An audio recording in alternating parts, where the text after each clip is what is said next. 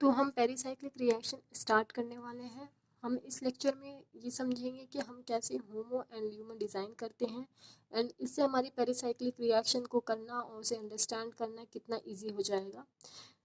हम स्टार्टिंग में ये समझते हैं कि जो पेरिसाइक्लिक रिएक्शन होती है उसमें साइमल्टेनियसली बॉन्ड ब्रेक और बॉन्ड फॉर्म होता है।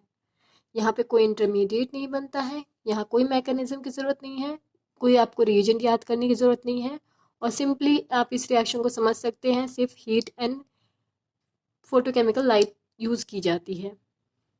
सबसे अच्छी बात है पेरिसाइक्लिक रिएक्शन की, ऑर्गेनिक केमिस्ट्री का ये सेक्शन जो है वो सबसे इजी सेक्शन माना जा सकता है, या फिर कह लीजिए आपके CSI या नेट के लिए जो ये सेक्शन है, जिन्हें ऑर्गेनिक वीक लगती है वो ये सेक्शन करके जा सकते हैं आराम से। पेरिसाइक्लिक रिएक्शन ट्रांजिशन स्टेट के थ्रू जाती है, यहाँ पे कोई इंटरमीडिएट नहीं बनता है। तो यहाँ पे आप लोग बहुत सारी चीज़ों से सेव हो जाते हैं, जैसे कि रिएजेंट याद करना, नेम रिएक्शन याद करना, या फिर आपको एक तरह का मैकेनिज्म याद करना। ये बेसिक प्योर ऑर्गेनिक केमिस्ट्री है, लेकिन डिफरेंट वे में, जिसमें आपको याद करने की बहुत ज़रूरत नहीं है। यहाँ कुछ स्मॉल ट्रिक एंड ट्रिक्स आपको बताए जाएंगे, जिससे आप लोग ये समझ सकते हैं कि हम कैसे इजीली वे में पेरिसाइक्लिक रिएक्शन को समझ सकते हैं। पेरिसाइक्लिक रिएक्शन 4 तरह की हो सकती हैं। एक इलेक्ट्रोसाइक्लिक होती है, एक साइक्लो एडिशन होती है, सिग्माट्रोपिक होती है, एंड इन रिएक्शन होती है। एग्जाम पॉइंट ऑफ व्यू से CSIR के लिए आपको सिग्माट्रोपिक अच्छे तरीके से पढ़ के जाना चाहिए, और अगर गेट के लिए देखना चाहते हैं तो cycloaddition and ene reaction इन दोनों में ही कॉमन होती है। सबसे पहले हम लोग ये जानते हैं कि जो एक सिंपल मॉलिक्यूल लेते हैं, पहली बात तो साइक्लो एडिशन रिएक्शन के लिए आपके पास एक डबल बॉन्ड सिग्मा बॉन्ड होना ज़रूरी है। तो फर्स्ट ऑफ ऑल हम देखते हैं, जैसे एक सिंपल मॉलिक्यूल इथीन लेते हैं। इथीन मॉलिक्यूल में क्योंकि यहाँ पे एक डबल बॉन्ड आप देख सकते हैं, तो यहाँ पे बेसिकली 2 मॉलिक्यूलर ऑर्बिटल्स फॉर्म करेंगे, क्योंकि 2 एटॉमिक सेंटर्स हैं यहाँ पे। एक हम जिसे बोलते हैं बॉन्डिंग एटॉमिक ऑर्बिटल एंड दूसरा इज आपका एंटी बॉन्डिंग मॉलिक्यूलर ऑर्बिटल। अब यहाँ पे जो आप लोब्स देख रहे हैं, इनके आपस में इंटरेक्शन करने के 2 ही पॉसिबिलिटी हो सकते हैं। तो हम लोग पहले देखते हैं कि जब वहाँ आपको ये जानकर पता ही होगा कि जब बॉन्ड फॉर्म करता है तो उसकी एनर्जी कम होती है, जब बॉन्ड फॉर्म नहीं करने की स्टेट होती है तो वहाँ पे एनर्जी बढ़ जाती है। तो जब ये पॉजिटिव एंड पॉजिटिव इंटरैक्ट करता है, तो आप इसको चार्जेस से ना समझ करके इसको इस तरह समझिए कि अगर सेम टाइप के लोब्स आपस में इंटरैक्ट करते हैं तो वहाँ बॉन्डिंग होती है, और डिफरेंट इंटरैक्ट करते हैं तो आपका एंटी बॉन्डिंग ऑर्बिटल बनता है, मॉलिक्यूलर ऑर्बिटल। यहाँ पे इलेक्ट्रॉन टेंडेंसी पाए जाने की चांसेस एकदम कह लीजिए, या फिर प्रोबेबिलिटी ऑफ फाइंडिंग इलेक्ट्रॉन 0 होता है, जिससे को हम लोग नोड कहते हैं।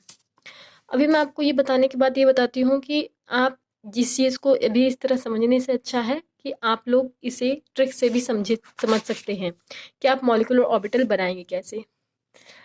अब हम एक एग्जांपल और लेते हैं, जहाँ पे हम ब्यूटाडाइन लेते हैं। ब्यूटाडाइन में क्योंकि यहाँ पे 4 एटॉमिक ऑर्बिटल है, तो 4 मॉलिक्यूलर ऑर्बिटल भी बनेंगे। यहाँ पे हम कैसे पहले हम सिंपली यहाँ पे 4 मॉलिक्यूलर ऑर्बिटल आप लोग ऐसे बिना अभी यहाँ पे हम सिंबलाइज बिना किए आप सिंपली इसे ऐसा यहाँ पे 4 बना लेंगे। अब इसका सिंपल सा ट्रिक जो है वो आपको ये देख लीजिए, आप उसे कैसे आप लोग बना सकते हैं।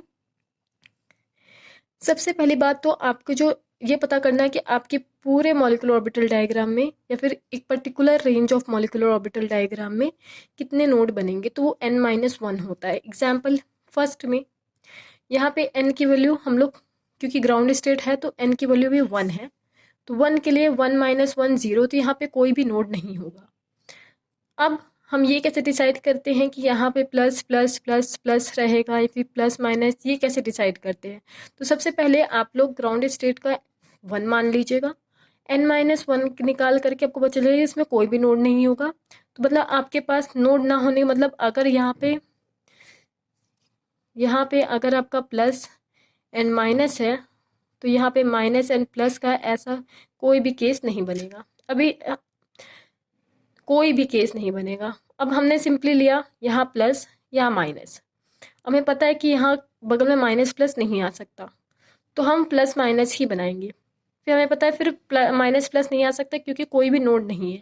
तो यहाँ पे प्लस माइनस यानी कि चारों एक जैसे। आप कहेंगे कि आप यहाँ पे माइनस करना चाहते हैं, यहाँ प्लस करना चाहते हैं, आप यहाँ माइनस यहाँ प्लस कर दे, तब भी आप देखेंगे कि वो ऐसा ही बनेगा। बस सब ऊपर अपवर्ड साइड आपके माइनस रहेगा, नीचे साइड आपका प्लस रहेगा। प्लस एंड माइनस सिंपलाइज किया गया है, इसका कोई स्पेसिफिक नेचर नहीं होता है कि प्लस का मतलब आप पर्टिकुलरली ये होता है, माइनस का मतलब पर्टिकुलर आपका ये होता है। ओके, अब सेकंड वाले के लिए हम देखते हैं नोट। तो यहाँ पे n की वैल्यू 2 हो जाएगी क्योंकि यहाँ पे 4 मॉलिक्यूलर ऑर्बिटल बनेंगे। आप पहले ये लिख लीजिएगा, आपको यहाँ से n का आइडिया हो जाएगा। n इज इक्वल टू 2 रखने पर 2 माइनस 1 आपका 1 हो जाता है, तो यहाँ पे एक नोड मिलेगा। अब आप कहेंगे ये नोड आप पर्टिकुलर सेंटर पे क्यों रखा, यहाँ क्यों रखा, यहाँ क्यों नहीं रखा। तो आप इसको ऐसे कह सकते हैं कि यहाँ पे आप सिमेट्री का रूल लगाते हैं। यहाँ पे सिमेट्री का रूल लगाने का मतलब है ये चार में से आपको सबसे बेस्ट पोजीशन जो नोड की दिखाने की मिलेगी वो आपको ये सेंटर पोजीशन में मिलेगी। तो इसीलिए हमने यहाँ पे जो नोड है वो सेंटर में दिखाया है। अब नोड यहाँ पे एक डॉट बना दीजिए। डॉट का मतलब ये हुआ कि अगर यहाँ पे आपका प्लस माइनस है तो इधर माइनस एंड प्लस आएगा। अब फिर से हम स्टार्ट करते हैं। जैसे यहाँ प्लस माइनस लिखा तो क्योंकि नोड नहीं है यहाँ पे कहीं, तो यहाँ पे भी प्लस और माइनस ही आएगा।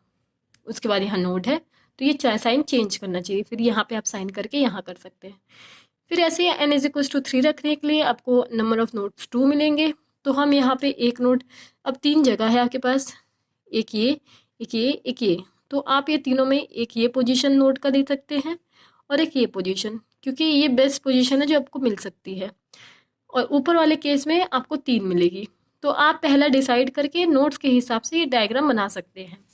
तो इसके लिए आपको कुछ नहीं करना, आपको सिर्फ नंबर ऑफ नोड्स पता होने चाहिए, जिससे आप लोग यहाँ पे आसानी से इसको डायग्राम को बना सकते हैं।